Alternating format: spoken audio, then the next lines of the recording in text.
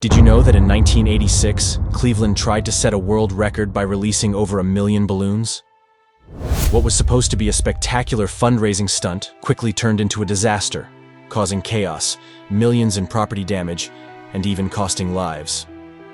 Today, we're diving into the story of Balloonfest '86, an event meant to put Cleveland on the map, but ended in tragedy and lawsuits. On September 27, 1986, Cleveland's public square became the site of a grand spectacle.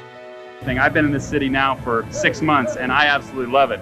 My wife and I have even talked about moving here, and our friends in LA think we're nuts, but it is a wonderful place if I had money to invest. The event was a fundraising publicity stunt organized by Balloon Art by Treb and supported by the city of Cleveland.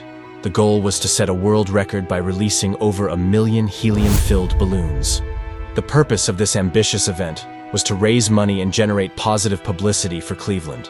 The city officials and organizers believed that Balloonfest would draw national attention and showcase Cleveland in a positive light. With 6 months of meticulous planning, they aimed to make a lasting impression.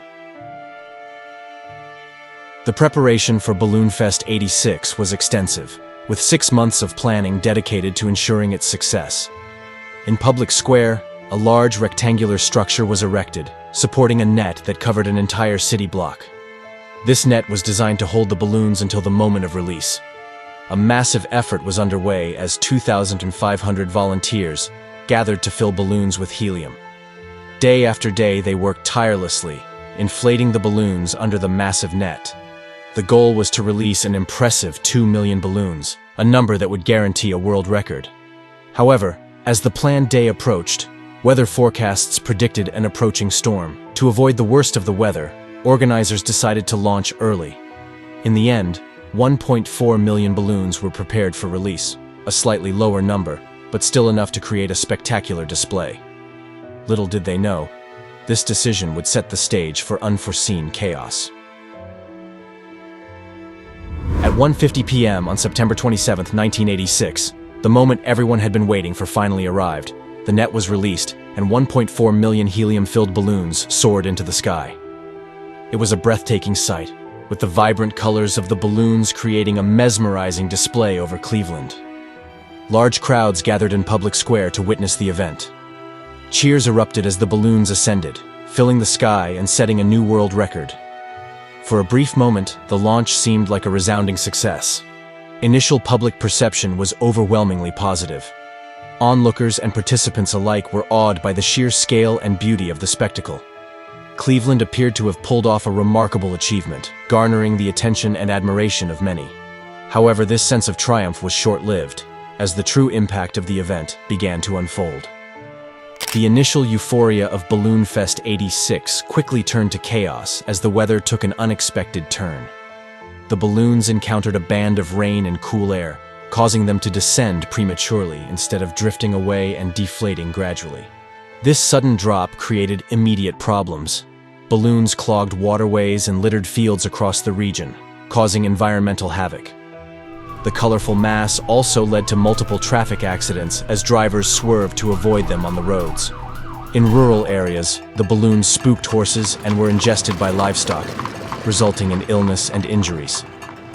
Even Burke Lakefront Airport was forced to temporarily close its runways due to the influx of balloons, disrupting flights and adding to the mounting issues. The situation spiraled further out of control, revealing the true extent of the disaster that had been set in motion by the seemingly innocent balloon release. The most tragic outcome of Balloonfest '86 was its interference with a critical rescue operation on Lake Erie. On the day of the launch, 2 fishermen had gone missing, prompting a search and rescue effort by the Coast Guard. However, the dense layer of balloons blanketing the lake made it nearly impossible for rescue teams to navigate and spot the missing men. The rescue helicopter faced severe complications as it struggled to maneuver through the floating balloons. The brightly colored balloons created a chaotic, starry effect on the water's surface, making it incredibly difficult to distinguish any signs of the fishermen. After days of unsuccessful searching, the Coast Guard was forced to suspend their efforts. The tragic reality became clear when the bodies of the missing fishermen washed ashore later.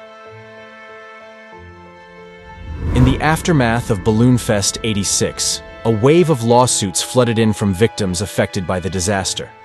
Among them were the families of those who suffered injury or loss, including the wife of one of the deceased fishermen. These lawsuits sought compensation for the damages caused by the chaotic aftermath of the balloon release. Facing the mounting legal challenges, the organizers of Balloonfest opted to settle many of the cases out of court. While this approach helped avoid prolonged legal battles, it also came with significant financial costs. The settlements, coupled with legal fees and other expenses, quickly added up, far surpassing the funds raised by the event. The financial fallout from Balloonfest '86 was staggering, underscoring the unforeseen consequences of what was intended to be a lighthearted fundraising stunt. Despite the initial hopes of generating positive publicity and boosting Cleveland's reputation, the event ultimately left a lasting legacy of tragedy and financial burden. In summary, Balloonfest '86 stands as a reminder of the unforeseen consequences that can arise from even the most well-intentioned events. What began as an ambitious attempt to set a world record and promote Cleveland's image ended in tragedy and financial ruin. In contrast to the success of Disney's meticulously planned events, Balloonfest '86 is remembered as an unmitigated disaster, tarnishing the city's reputation and leaving a legacy of sorrow and regret. With that said, thanks for watching. Give it a like and hit that subscribe button if you want more content like this.